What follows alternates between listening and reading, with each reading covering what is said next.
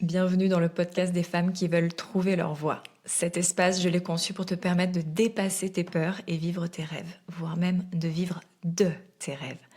Il n'est plus question ici de trouver un simple travail, mais de trouver ton métier de cœur, qui t'apportera plus de sens, plus de richesse et permettra de participer au monde selon tes propres valeurs afin de créer un monde plus sain. Tu peux également me retrouver sur Instagram pour plus de contenu et suivre mon propre chemin dans mon travail de cœur qui me permet de vivre également mes rêves. Belle écoute à toi. En attendant de recevoir vos questions, je vous rappelle, ou je vous informe, que l'école initiatique des métiers de cœur est ouverte aux inscriptions et ce jusqu'au 5 avril et que jusqu'à ce samedi pour les femmes qui cherchent leur voie et qui souhaitent rejoindre l'école, je vous offre en cadeau de bienvenue mon programme sur la manifestation. Ce qu'il y a, c'est que quand on cherche sa voie, quand on hésite à sauter le pas pour une transition professionnelle, bref, quand on est dans ce sas d'incertitude, de doute, eh bien, on a tendance à penser à tout ce qu'on pourrait perdre. Et c'est ça, en plus, qui vient créer cette... c'est ça qui vient créer aussi toute cette confusion. Tout ce doute, tout ce flou, toutes ces incertitudes. C'est que on n'est pas objectif. On ne voit qu'un côté. On ne voit que le noir, du yin et du yang, on ne voit pas le blanc. C'est-à-dire que notre cerveau a tendance à faire ça parce qu'on est tellement viscéralement attaché à ce qu'on a, parce qu'on a peur de le perdre, que on va comme braquer notre loupe, on va comme zoomer sur les inconvénients en oubliant l'autre côté. C'est-à-dire que si on a cette impulsion, si on a cette envie, c'est bel et bien parce qu'il y a des avantages, c'est bel et bien parce qu'il y a des bénéfices. Donc, notre esprit n'est pas objectif. Il voit, je pourrais perdre mon confort, ça pourrait mal se passer, je pourrais pas gagner suffisamment d'argent, je pourrais me tromper de voie, etc., etc. Et on en oublie la chose majeure, la chose qui nous a mis en mouvement, en réalité, pour pouvoir arriver à un autre endroit, c'est tous les bénéfices. C'est-à-dire que, bien entendu, trouver sa voie, ça veut dire faire un travail qui nous plaît. Un travail, ça occupe une bonne partie de nos journées. Donc si ça nous plaît, ça prend un autre sens. Jusqu'à là, je pense que je vous apprends rien. Mais il y a aussi une première couche de bénéfices auquel pas tout le monde pense, qui est qui est quand même assez accessible, c'est que en faisant quelque chose qui nous plaît, qui a profondément du sens pour nous, on a l'impression de s'être trouvé, on a cette sensation d'être au bon endroit, où on n'est plus parasité par le doute, où on n'est plus en train de faire quelque chose qui nous use physiquement, psychologiquement, émotionnellement, eh bien, fatalement, en rentrant à la maison, si on est une femme de quelqu'un, si on est mère de quelqu'un, et même si on est fille de quelqu'un, eh bien, ça va changer notre dynamique. C'est-à-dire que forcément, on va être plus heureuse, on va être plus avenante, plus épanouie, plus disponible, plus disposée. Forcément, il y aura moins de disputes et des choses comme ça. Je ne veux pas dire que votre vie sera parfaite, mais on n'est plus la même personne à cran, perdue, usée. On devient une personne qui se sent bien. Et on a tendance à oublier ce que dans notre relationnel d'humain, ça peut changer. Et c'est vraiment pour ça que je considère que ça vient comme couler à l'intérieur de nos vies et contaminer toutes les sphères de notre vie, parce qu'on n'est pas des êtres compartimentés comme on a tendance à le croire, mais bel et bien parce que ça nous a changé à l'intérieur de nous. Et il y a cette première couche assez superficielle où on se sent mieux et donc on va simplement mieux dans notre vie, mais il y a aussi la couche où le chemin qu'on a fait pour arriver à vivre de son métier de cœur nous a transformés. Ça peut plus être la même vie qu'avant, à jamais, parce que ce qu'on a dû mobiliser à l'intérieur de nous pour y parvenir transforme fondamentalement. Qu'est-ce que ça vient, sur quel bouton ça vient appuyer quand on a sauté ce pas-là et qu'on vit de notre métier de cœur? la première chose qui me vient, c'est le fait de s'accorder cette confiance, ce niveau de bienveillance de nous à nous. Euh, Pas forcément de façon spectaculaire, mais se faire suffisamment confiance, donc un peu plus confiance, pour que notre cerveau arrive à accéder à l'endroit où, ouais, c'est peut-être possible que j'y arrive. C'est bien probable que si certains y arrivent, moi aussi je pourrais. Et ça a peut-être l'air fin, ça a peut-être l'air petit, mais on est en plein en train de développer l'amour de soi. Parce que c'est se penser suffisamment valable, c'est se porter suffisamment d'estime pour que ça fonctionne. Ensuite, il va y avoir la nécessité de s'extraire du paradigme habituel de peur et de manque, parce que tant qu'on reste dedans, on ne fera pas de transition professionnelle. On ne va pas oser sauter le pas, on ne va même pas oser véritablement s'autoriser à chercher ce pourquoi on serait faite, parce qu'on est trop prise dans « j'ai peur de manquer ». C'est-à-dire que l'humain, tant qu'il en est à survivre, il ne va pas se poser la question de ce qui peut le rendre heureux. Si ça lui arrive, c'est très bref. Et donc, fatalement, pour trouver sa voie et en vivre, il faut quitter ce paradigme-là.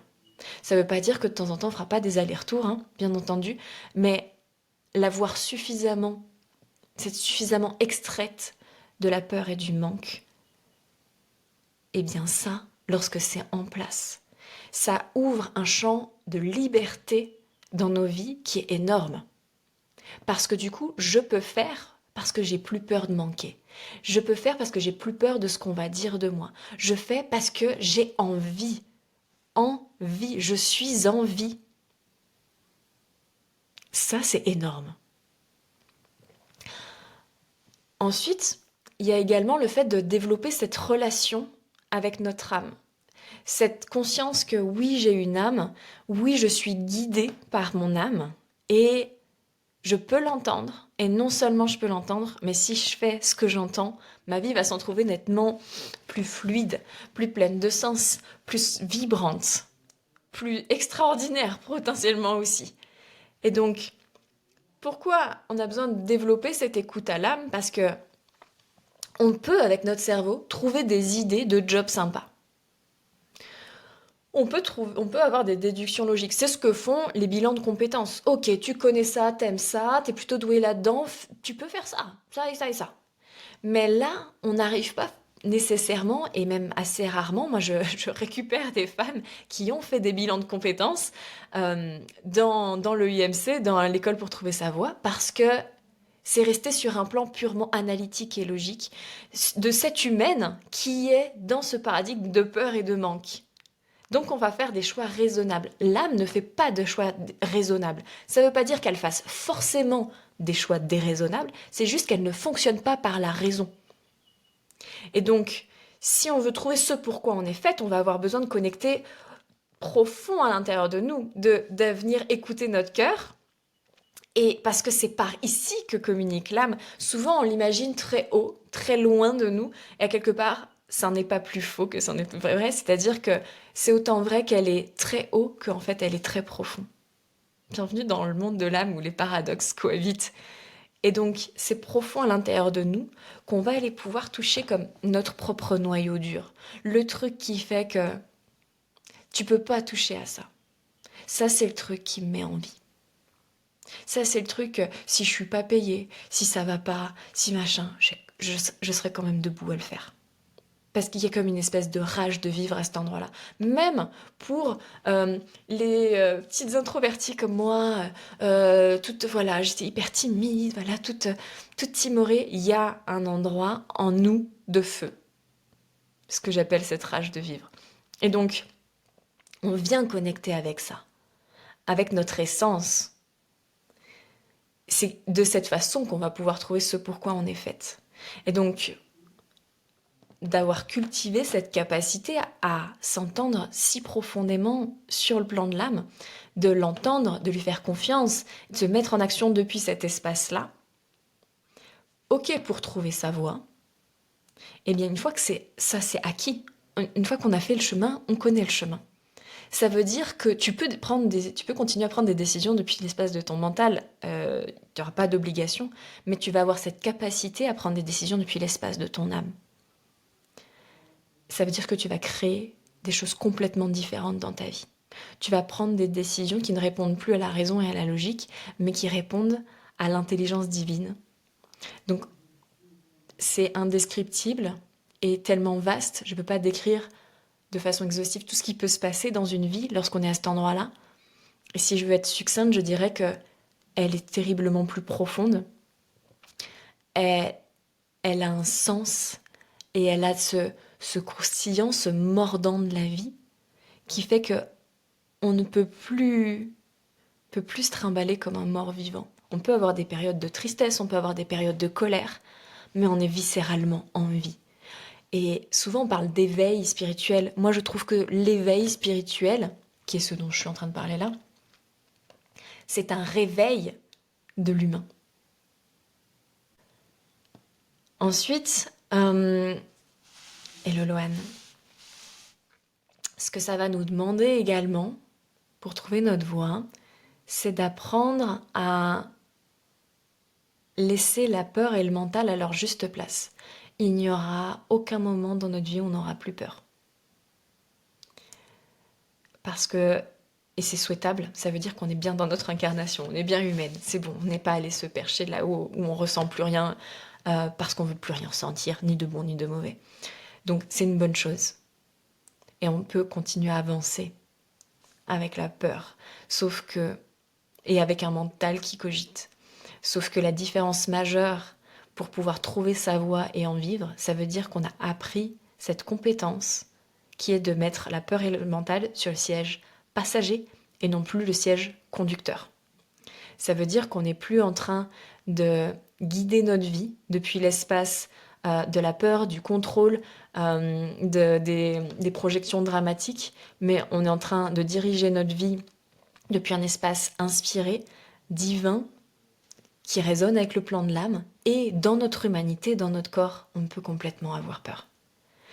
Mais on n'est pas en train de donner tout crédit à la peur. On sait ce qu'on doit faire, et on prend soin de ces sensations corporelles hyper challengeantes, et on continue à avancer dans la bonne direction. Et ça, fatalement, ça crée plus du tout la même chose. Cette capacité-là aussi, on a besoin de la développer pour trouver sa voie, pour pouvoir vivre véritablement depuis cet espace-là de création divine et d'abondance.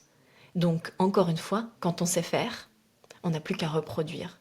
Et donc, ça n'est pas juste que on a trouvé notre métier cœur et c'est déjà génial.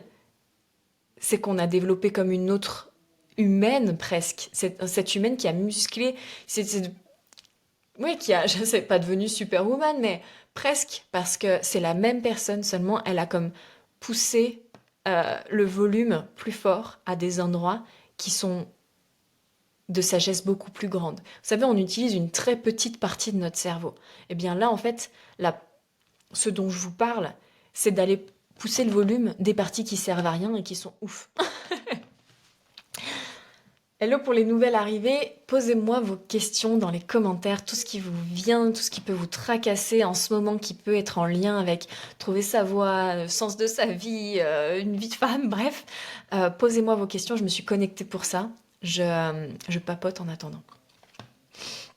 Ensuite, je pense que la dernière chose que ça nous demande de pousser à l'intérieur de nous pour pouvoir vivre de son métier de cœur et d'être dans l'abondance avec, ça va être d'écouter... Non, encore deux choses. Il y a écouter ses besoins, ses envies, parce qu'on a de la guidance par là. Et ça vient nous mettre en cohérence, ça vient nous mettre en respect de nous-mêmes. Et beaucoup pensent qu'il faut sacrifier des choses pour pouvoir avoir plus, d'être plus abondant. Et en réalité, oui, ça fonctionne de cette façon, mais ça fonctionne un temps. Jusqu'à ce que l'humain craque. C'est quand on a mis le mental sur le siège conducteur, qu'il force. On peut créer à partir de là. Hein. Il y en a qui ont créé beaucoup d'argent à partir de cet endroit de force, de contrainte. Mais ça finit toujours par craquer un côté. Et en général, c'est le corps qui craque en premier. Alors que on peut créer dans la fluidité, parce qu'on crée l'abondance énergétique depuis l'alignement énergétique. C'est quand les choses deviennent logiques. L'âme, elle est infinie par nature. L'âme, elle n'a que faire des billets, on est d'accord, elle n'a que faire de la monnaie. Et justement, puisqu'elle n'en a que faire, c'est ni bon ni mauvais. Donc quand on se relie à cette part de nous qui est abondance, abondance de lumière, abondance d'amour, de paix, eh bien on peut tout à fait être dans une abondance financière puisque c'est juste l'abondance. Ça n'est pas que l'âme, elle veut qu'on soit riche, c'est juste que c'est l'abondance. Tu es connecté à l'abondance, tu vibres l'abondance, tu reçois l'abondance. C'est genre, on ne compartimente pas. En fait, abondance de paix, d'amour, de lumière veut autant dire abondance de câlins que d'argent, que de situations farfelues, genre dans le sens miraculeuse, quoi. Donc, ça dépend sur quoi on est câblé. Et ça, pour avoir cet alignement, cette cohérence énergétique, eh bien en fait, il faut être au plus près de nous-mêmes, donc de nos valeurs, de nos besoins. Trouver sa destinée tellement difficile. Eh bien, c'est exactement les clés que je suis en train de donner là. Et non, c'est pas difficile. Au plus on est proche de nous, au plus on se laisse de l'espace pour l'entendre, en fait, ce n'est pas difficile, c'est de l'ordre de l'évidence. Mais par contre, on crée à partir de nos pensées. Donc si on pense que c'est difficile, c'est comme s'il y a l'évidence qui est là, tu es là, et au milieu, il y a la croyance, c'est difficile. C'est-à-dire que du coup, on est ainsi fait, l'énergétique est ainsi faite qu'il va y avoir toute une pelote à dénouer parce que on, par-dessus tout, on veut avoir raison. C'est-à-dire que on préfère se mettre une pelote de nœuds à déconstruire pour y arriver, comme ça on l'a mérité parce qu'on pense que c'est difficile, plutôt que d'admettre que potentiellement il y avait autre chose et on l'a pas eu. Parce que ça, sur le plan de l'humain, on n'aime pas ça, c'est genre dégueulasse. Nouvelle question. Hello, j'ai des peurs liées à l'argent, j'habite en Bretagne, je sens que je dois partir en Dordogne. Je viens de démissionner parce que je n'en pouvais plus, je me suis coupé l'herbe sous le pied. Oui et non. Tout dépend depuis quel espace tu as pris cette décision. Parce que si justement tu étais dans ton alignement, tu étais dans tes valeurs, tes besoins, alors bien sûr la logique aurait dit oui, économise, accumule de l'argent et dans un second temps tu vas faire cette transition en Dordogne. Mais si tu as pris cette décision depuis un espace de pure vérité pour toi, eh bien ça répond pas à ce genre de logique. Et ça peut tout aussi bien mieux fonctionner parce qu'en fait tu es au bon endroit et tu es aligné et tu vas recevoir tout ce dont tu as besoin. Mais par contre, il y a quelque chose de dangereux dans ce que je dis. Et donc je voudrais vraiment que vous êtes très clair là-dessus. Il y a le côté raisonnable, sensé, logique. On économise et on monte quelque chose. Je suis aussi pour ça. Mais je ne suis pas pour quand ça vient nous enfermer et freiner tout. Je suis pour quand c'est constructif et qu'on est véritablement en train de construire quelque chose. Pas quand, par exemple, on est dans un espace de peur où en fait ça ne suffira jamais assez, j'aurai jamais assez d'économie, ça sera jamais assez sûr de l'autre côté, etc. Et il y a une autre option qui est l'option énergétique où en fait, peu importe tout ça, ça peut fonctionner. Tout peut fonctionner et peut-être même encore mieux. Mais ça demande une véritable maîtrise énergétique et une véritable foi. Ça demande d'être solide à l'intérieur de soi, profondément ancré dans la terre, profondément relié dans le ciel. Et dans cette posture-là, de gratitude immense pour tout ce que tu as déjà, avec une vision claire de là où tu veux aller, en tenant fermement cette décision et en réclamant le soutien nécessaire, alors oui, on crée de l'extraordinaire. Mais je disais que c'est dangereux parce que certaines personnes, et je sais que ça peut être véhiculé sur les réseaux, parce que on fait des vidéos de 1 minute et qu'on n'a pas le temps forcément d'expliquer tout. Il y a aussi potentiellement pas tout le monde qui est très compétent. Et donc, on va se dire, ah ok, l'énergétique, on peut tout faire avec, yes, j'y vais. Et puis en fait, il y a un premier obstacle et on est mort de peur. Et donc, là, on n'est pas en train... Et on se laisse envahir par la peur. Et là, on n'est plus en train d'avoir la foi, on n'est plus en train de tenir la vision. Et on rebascule juste dans l'ancien paradigme. On avait fait comme une brève respiration dans le monde de l'âme et on retourne on retourne dans la peur.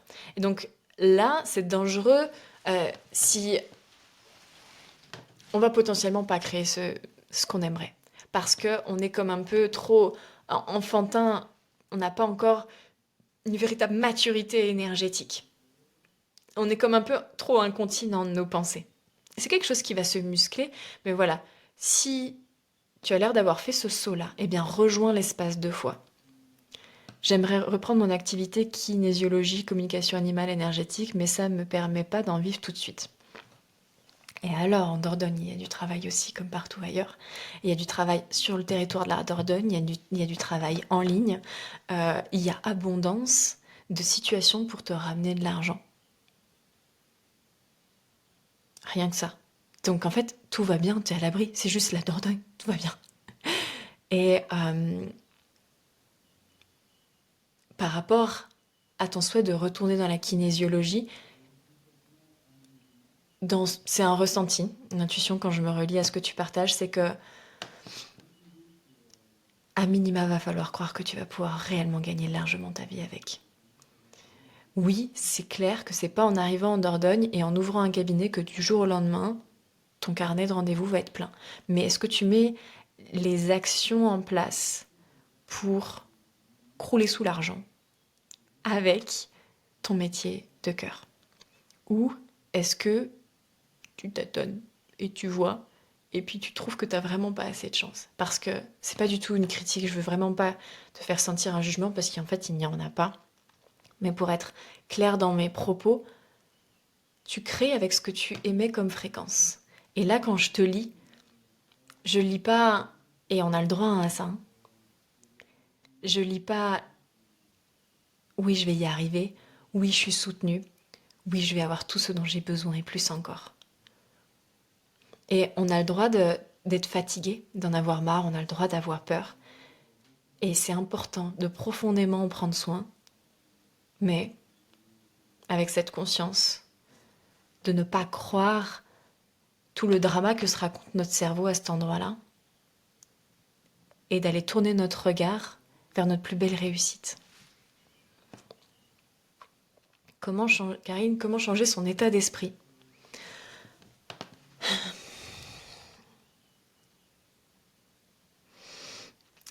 Ça passe par une première phase d'auto-observation.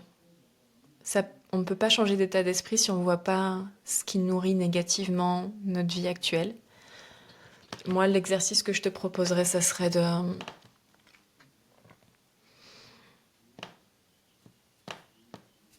prendre du recul, de t'observer comme un personnage et de te dire, cette personne a cette vie-là, quel style de pensée, de croyance crée le résultat qu'elle a dans sa vie.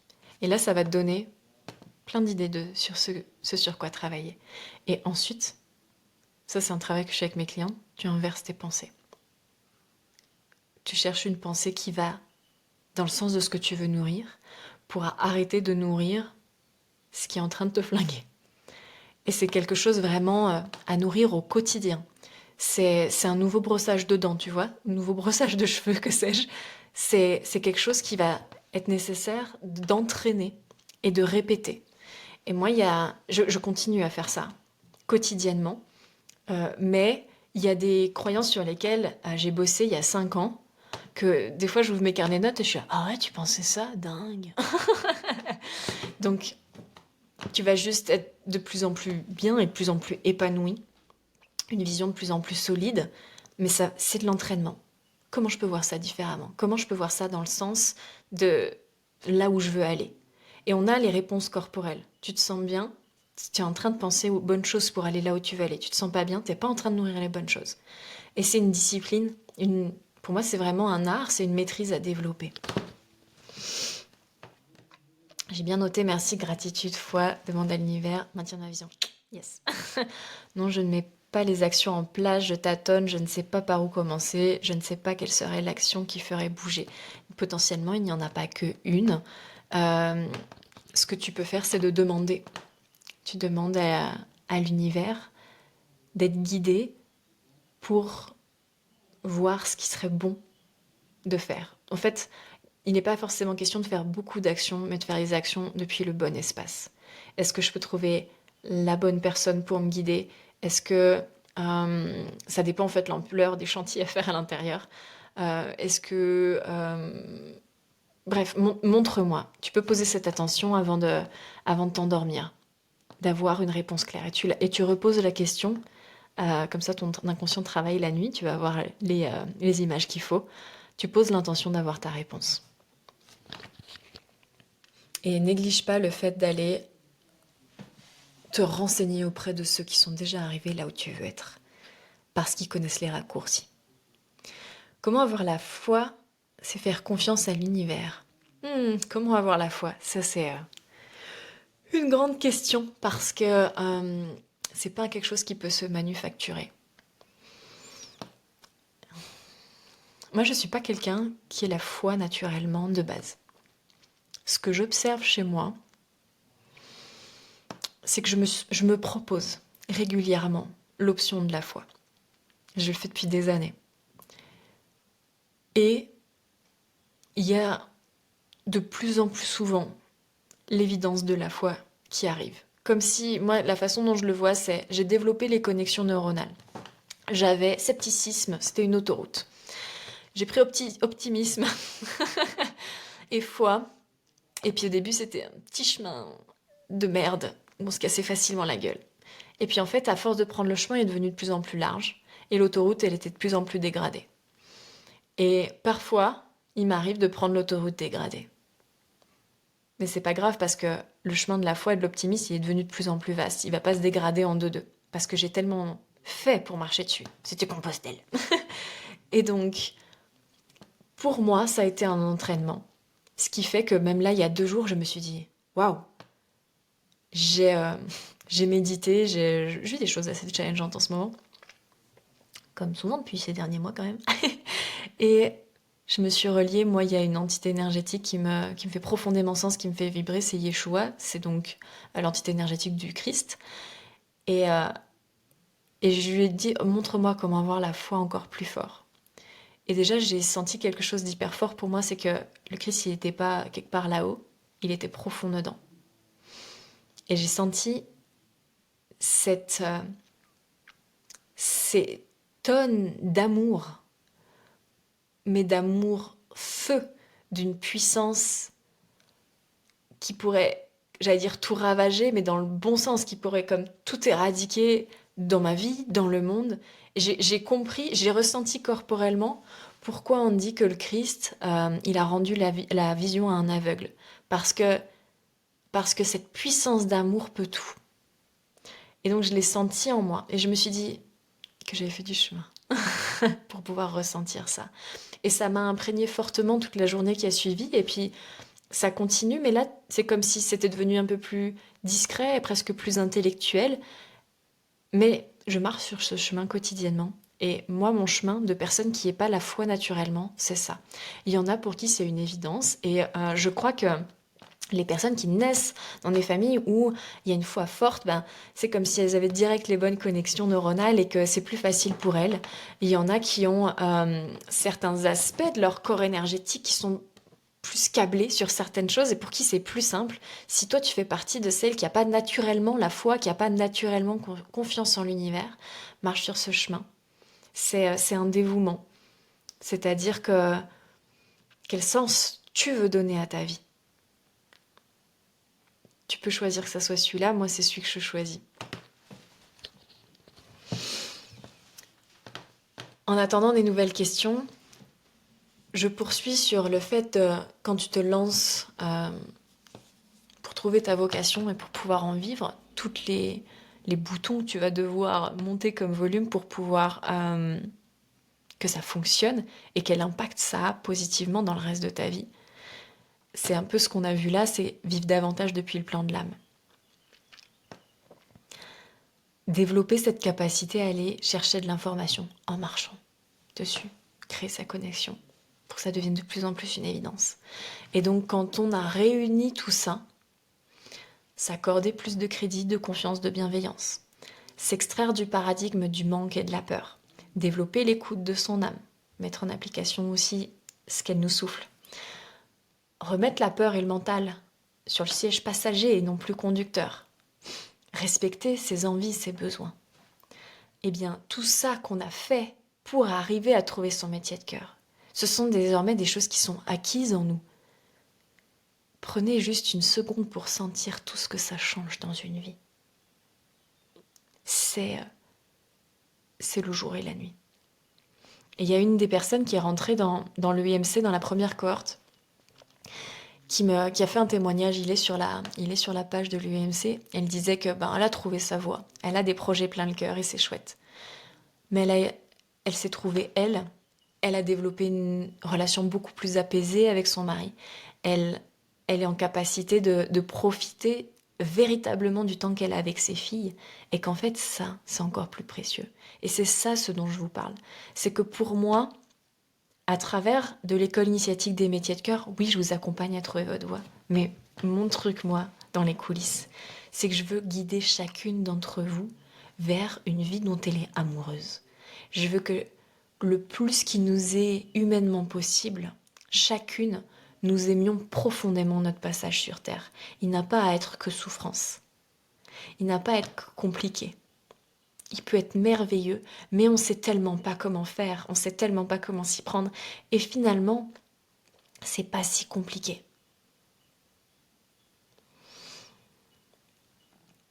Se créer une vie magnifique, c'est à la portée de chacune, quand on sait comment s'y prendre. Et ça, finalement, l'EIMC, elle est créée sur 5 mois.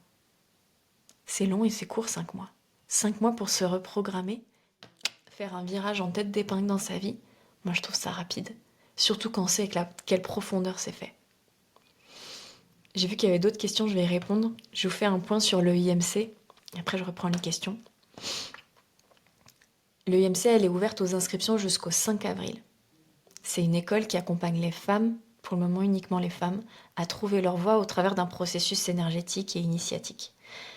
Et qui monte un plan concret pour pouvoir véritablement vivre. On va loin dans le ciel et loin dans la terre. On vient vraiment dans l'incarnation. Pour vivre également l'abondance, véritablement, pas que spirituelle. Et jusqu'à ce samedi, j'offre en cadeau de bienvenue aux personnes qui s'inscrivent également mon programme sur la manifestation. Il y a déjà de la manifestation dans l'IMC, mais là vous avez jour après jour un suivi pour monter votre manifestation, comprendre comment ça fonctionne. C'est un cadeau en soi qui est extraordinaire. Rien que ça change déjà notre réalité. Je vous invite vivement à considérer cette porte qui est ouverte pour votre plus grand bien. Et rejoindre les femmes qui sont déjà inscrites. Alors, je reprends les questions là où je me suis arrêtée. Je comprends, mais avant d'avoir confiance dans l'univers, il faut avoir confiance en soi. Pour moi, pas forcément. Pareil, tu vois, moi je suis quelqu'un qui n'est pas naturellement confiance en moi. Et j'ai plus facilement confiance en l'univers ou en Dieu ou en... Voilà, là-haut. Qu'en moi-même. Et effectivement, au plus je muscle cette confiance d'un côté, que ce soit en l'univers ou en moi, il y a comme cette capacité un peu plus facile à... Tu sais, ça résonne. Oui, au plus j'ai confiance en moi, au plus c'est facile. Mais il n'y a pas nécessité, si tu attends d'avoir confiance en toi pour avoir confiance en l'univers, il se peut fort que ça n'arrive jamais. Moi, je suis beaucoup plus confiante qu'à un moment, mais je m'estime pas vraiment pleinement confiante en moi. J'ai partagé humblement mon chemin pour avoir de plus en plus foi. Certains pourraient se dire « Waouh, Jade, elle a une foi d'une puissance » et d'autres pourraient se dire « Jade, elle a la foi tout nette. » Et... Attention à votre prise de son, je sais pas si c'est à moi que tu parles. J'espère que vous m'entendez bien. Et donc, heureusement que j'attends pas d'avoir confiance en moi pour avoir confiance en l'univers, sinon j'aurais tellement rien accompli.